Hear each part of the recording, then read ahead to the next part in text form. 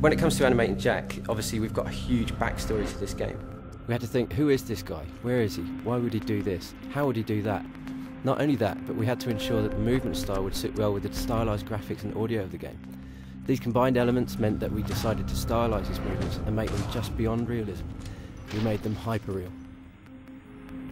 We used a wide range of tools for animating all the characters, from motion capture to hand-keyed from scratch. Either way, all the animations went through the same process of having to be pushed further to fit the hyper-real style that we wanted.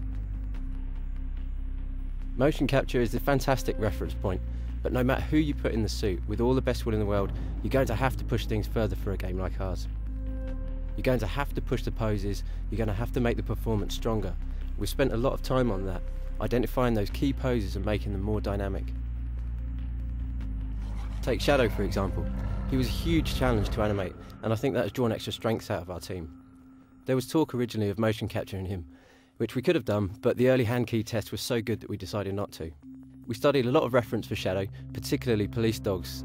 What we noticed instantly with these dogs was that they totally threw themselves into what they've been told to do, completely selflessly and with no thought of their own safety.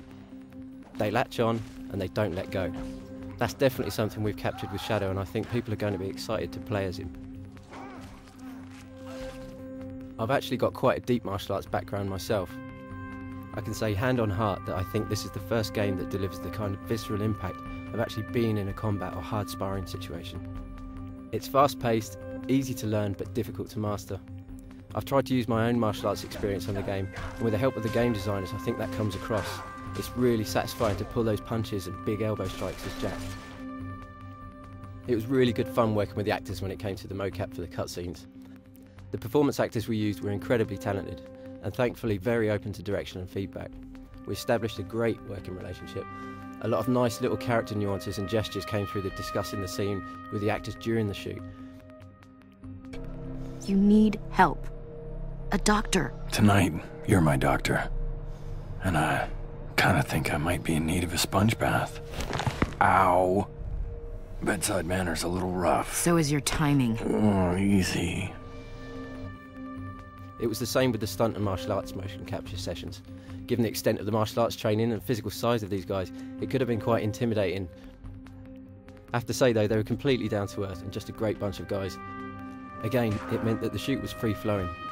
Lots of ideas were being thrown in by the martial artists themselves. The more I directed them on the violence of the game, the more they got into it. The more over the top and exciting the takedowns became. They put everything they had into it. It was the same when I ended up performing some of the fight moves myself in the motion capture suit, although I think I went a little too far because I ended up with 3 broken ribs. We did literally put blood and sweat into this game, and hopefully that will show when players experience it for themselves.